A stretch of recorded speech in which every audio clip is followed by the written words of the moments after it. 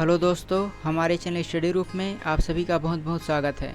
आज के इस वीडियो में हम अम्ल और क्षार संबंधी अवधारणा के बारे में पढ़ेंगे, साथ ही पीएच वैल्यू और उससे संबंधित न्यूमेरिकल भी सॉल्व करेंगे। तो चलिए स्टार्ट करते हैं। सबसे पहले हम आर्हेनियस का अम्ल क्षार सिद्धांत देखते हैं। यह एक प्रकार की अम्ल क्षार संबंधी अवधारणा है जिसमें अम्ल को परिभाषित किया गया है कि वे पदार्थ जो जल में घुलकर प्रोटॉन प्रदान करते हैं उसे अम्ल कहा जाता है। प्रोटॉन का तात्पर्य होता है H+ आयन, अर्थात ऐसे पदार्थ जो जल में घुलकर प्रोटॉन प्रदान करते हैं उसे कहा जाता है अम्ल, जबकि क्षार ऐसे पदार्थ होते हैं जो जल में घुलकर हाइड्रोक्सिल आयन प्रदान करते हैं। हाइड्रोक्सिल का तात्पर्य होता है OH- आयन, अर्थात वे सभी पदार्थ जो जल में घुलकर हाइड्रोक्सिल आयन अर्थात OH- आयन प्रदान करते हैं उसे कहा जाता है क्षार।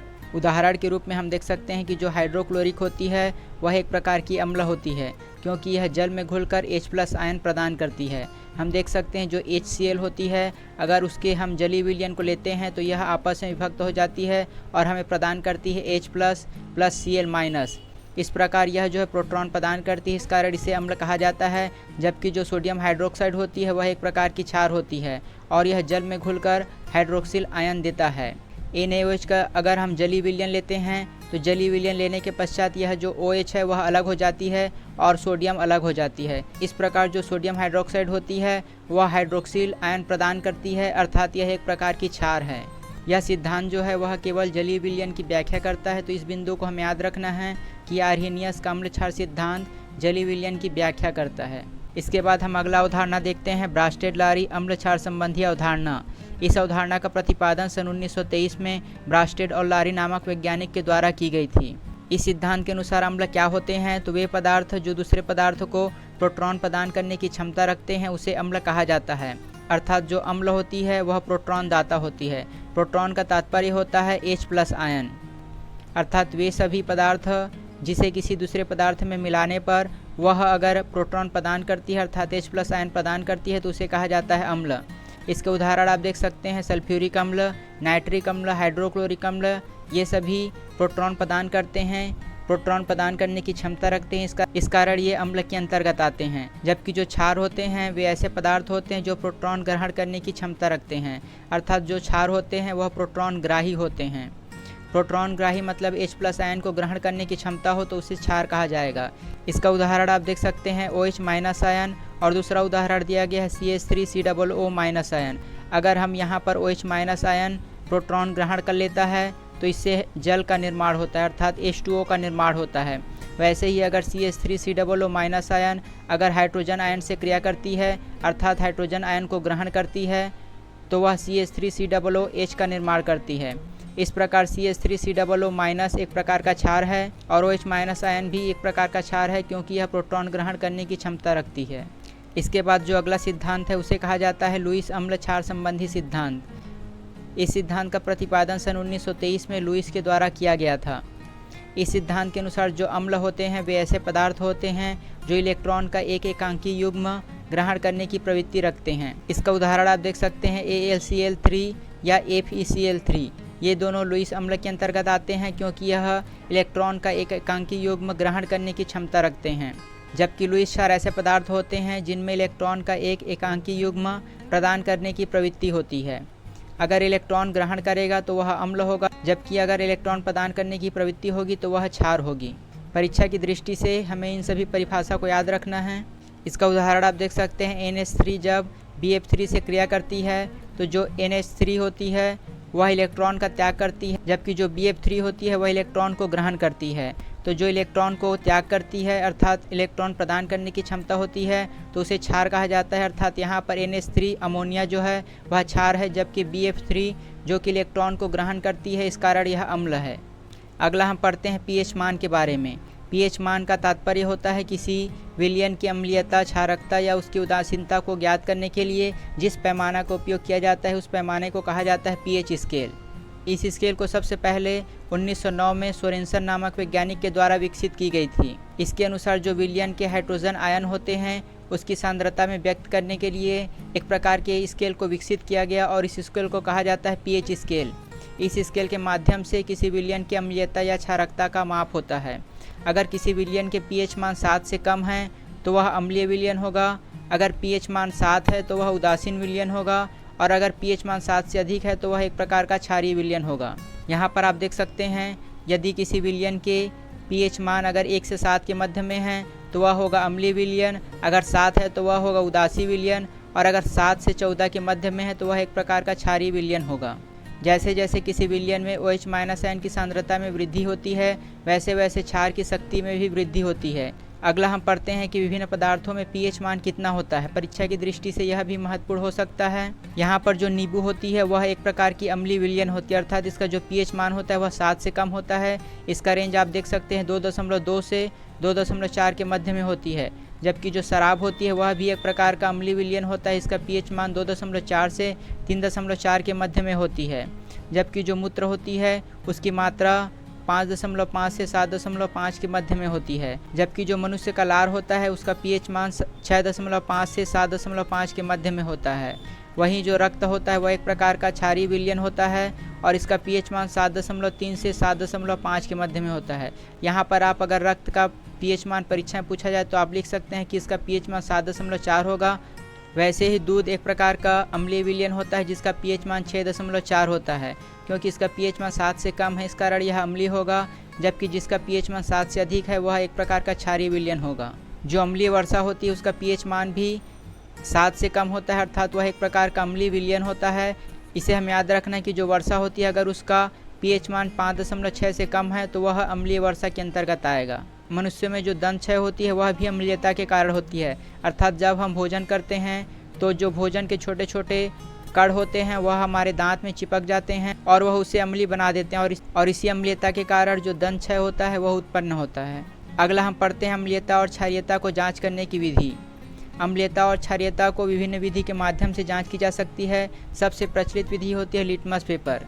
लिटमस पेपर जो होती है वह एक प्रकार की बैंगनी रंग की रंजक होती है और यह थैलोफाइटा समूह के लीचेन पौधे से निकाला जाता है। यह एक प्रकार का प्राकृतिक सूचक होता है और इसके माध्यम से अम्लीयता और क्षारीयता का मापन किया जाता है। अगर किसी अम्ल को लिटमस पेपर में डालते हैं तो वह नीले लिटमस पेपर को लाल में परिवर्तित कर देगा, तो वह अम्ल होगा। इसके विपरीत अगर कोई क्षारीय विलयन होगा वह लाल लिटमस को नीले में परिवर्तित कर देगा, तो वह एक प्रकार का क्षारीय विलयन होगा। लिटमस पेपर के अतिरिक्त जो मेथिल ऑरेंज होती है और फिनोल्फ्थेलिन, ये दोनों भी अम्लीयता और क्षारीयता जांच करने की विधि होती है। मेथिल ऑरेंज जो होती है अगर उसमें हम अम्ल डालते हैं और अगर इसका रंग लाल हो जाता है अर्थात वह विलयन जो है अम्लीय विलयन होगा। कुछ ऐसे पदार्थ होते हैं जिसकी गंध के आधार पर हम बता सकते हैं कि वह अम्लीय है या क्षारीय है, अर्थात उसकी जो गंध होती है वह अम्लीयता या क्षारीयता के माध्यम से हम उसका निर्धारण कर सकते हैं। हल्दी भी एक प्रकार का सूचक होता है जो कि क्षारीय प्रकृति वाला साबुन रगड़ने पर उसके जो धब्बे का रंग होता है वह भूरा हो जाता है। हल्दी अगर किसी कपड़े में पड़ता है, जब हम उसमें साबुन लगाते हैं अर्थात साबुन एक प्रकार का क्षारीय प्रकृति का होता है, तो उसका रंग जो है पीले से भूरा हो जाता है, अर्थात हल्दी भी एक प्रकार का सूचक है। इसके बाद हम pH वैल्यू पर आधारित कुछ न्यूमेरिकल सॉल्व करते हैं। जो pH वैल्यू होती है उसकी परिभाषा होती है कि यह हाइड्रोजन आयन के ऋणात्मक लघु गुणक के बराबर होती है, अर्थात जो हाइड्रोजन आयन होती है उसके ऋणात्मक लघु गुणक के बराबर होती है pH मान। इसी के माध्यम से हम किसी विलयन का pH मान ज्ञात कर सकते हैं। यहाँ पर जो लॉग होगा उसका जो आधार होगा वह 10 होगा और यहाँ पर प्रश्न में हमें दिया रहेगा कि हाइड्रोजन आयन का सांद्रता कितनी है। अगर हम उस वैल्यू को यहाँ पर रख देंगे तो हमें प्राप्त हो जाएगा कि pH मान कितना है। पहला प्रश्न दिया गया है कि यदि किसी विलयन के हाइड्रोजन आयन की सांद्रता 10⁻³ ग्राम आयन प्रति लीटर है तो बताइए कि विलयन का pH मान क्या होगा। ACF की परीक्षा में पिछले 2 वर्षों से pH मान पर आधारित प्रश्न पूछे जा रहे हैं, तो pH मान पर आधारित सभी प्रश्नों को हमें ध्यान से देखना है। यहाँ पर दिया गया है कि हाइड्रोजन आयन की सांद्रता 10⁻³ है, तो यह जो है बेसिक प्रश्न है। यहाँ पर जो हाइड्रोजन आयन की सांद्रता है वह 10⁻³ है। अगर इस वैल्यू को हम यहाँ पर रख देंगे तो हमें प्राप्त हो जाएगा कि pH मान क्या होगा। तो यहाँ पर जो pH मान है, pH मान इक्वल टू होगी माइनस लॉग, यहाँ पर होगा 10 बेस और यहाँ पर अगर हम इस वैल्यू को रख देंगे तो हमें प्राप्त हो जाएगा 10⁻³ यह जो -3 है वह आगे आ जाएगा, तो पहले से माइनस दिया गया है, यहाँ पर आया -3 और यहाँ पर जो log 10 है उसका जो बेस है वह 10 है, तो log 10 बेस 10 क्या होता है 1 होता है। तो ये जो कट कर 1 हो जाएगा और यहाँ पर हमें प्राप्त होगा -3 और जबकि बाहर में दिया गया है -3, तो इससे हमें प्राप्त होगा टोटल वैल्यू 3, अर्थात जो pH मान होगा वह 3 होगा। इस प्रकार के प्रश्नों में अगर हमें पूछा जाए कि हाइड्रोजन आयन की सांद्रता इतनी दी गई है तो बताइए कि pH मान क्या होगा, तो हम सीधा इसके आधार को देखेंगे। अगर -3 दिया है, अगर -5 दिया है, तो इसके आधार पर हम बता सकते हैं कि सीधा उसका वैल्यू क्या होगा। यहाँ पर -3 है तो इसका जो pH मान होगा वह 3 होगा। इसी प्रकार अगर -5 -4 दिया है तो उसके आधार पर हम बता सकते हैं कि उसका जो pH मान होगा वह 4 होगा। pH मान के अंतर्गत और भी प्रश्न आते हैं, चलिए देखते हैं। यहाँ पर दिया गया है कि 10 मोल HCl को 100 लीटर जल में घोला जाता है, तो 1 लीटर HCl के तनु विलयन का pH मान क्या होगा।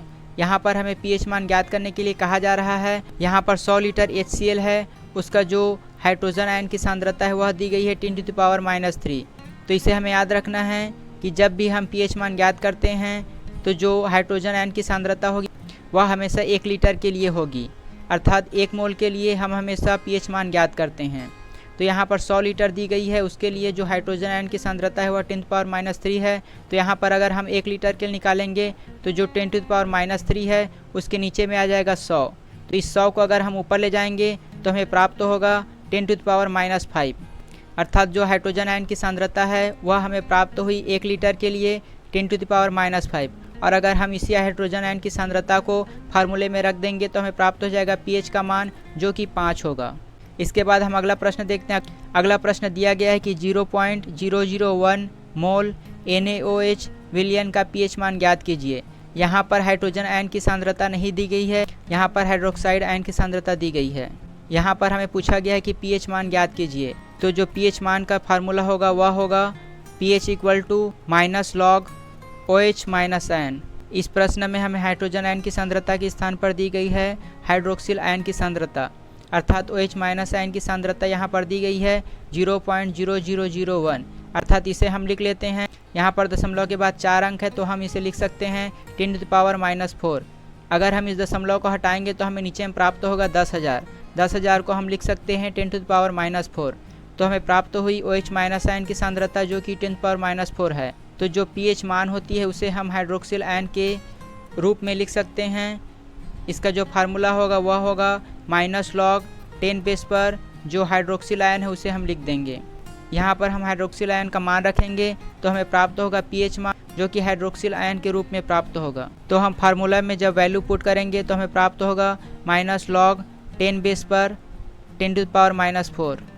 यहाँ पर जो -4 है वह सामने आ जाएगा तो हमें प्राप्त होगा -4, और यहाँ पर जो बाहर में है वह भी माइनस है। यहाँ पर जो log 10 है और log 10 का जो 10 बेस है वह होता है 1, तो यहाँ पर हमें प्राप्त हुआ 1। ये जो माइनस माइनस आपस में मिल जाएंगे तो प्लस हो जाएंगे, तो हमें प्राप्त हुआ pH का मान जो कि हमें प्राप्त हुआ 4। हमें जो pH मान प्राप्त हुआ वह हुआ है हाइड्रोक्सिल आयन के टर्म में, अर्थात हाइड्रोक्सिल आयन के टर्म में हमें प्राप्त हुआ pH मान 4। तो इसे हम H+ आयन के टर्म में कैसे लिखेंगे, तो pH मान ज्ञात करने के लिए अगर हम 14 में से OH- आयन को घटा देंगे तो हमें प्राप्त हो जाएगा H+ आयन का pH मान। तो 14 में से अगर हम 4 को घटा देंगे तो हमें प्राप्त होगा 10, और यही इसका आंसर होगा। तो इस प्रकार जो विलयन है वह एक प्रकार का क्षारीय विलयन है। pH मान ज्ञात करते हुए हमें हमेशा एक चीज़ याद रखना है, इसमें जो हम वैल्यू पुट करेंगे वह हमेशा हम 1 मोल के टर्म में लेंगे, अर्थात अगर 2 लीटर दिया है तो 2 लीटर को हम 1 लीटर में कन्वर्ट करेंगे, उसके पश्चात हम उसका वैल्यू पुट करेंगे और उस प्रकार हम pH वैल्यू का मान ज्ञात कर सकते हैं। तो pH वैल्यू पर आधारित सभी प्रश्न इसी प्रकार बनेंगे। तो आज के लिए बस इतना ही। अगर आपको हमारी ये वीडियो अच्छी लगी और आगे भी ऐसे ही और वीडियो पाना चाहते हैं तो हमारे चैनल को सब्सक्राइब कीजिए और बगल का नोटिफिकेशन बेल भी ऑन कर दीजिए ताकि हमारे द्वारा डाली गई सारी वीडियो आप तक पहुँचे सबसे पहले। धन्यवाद।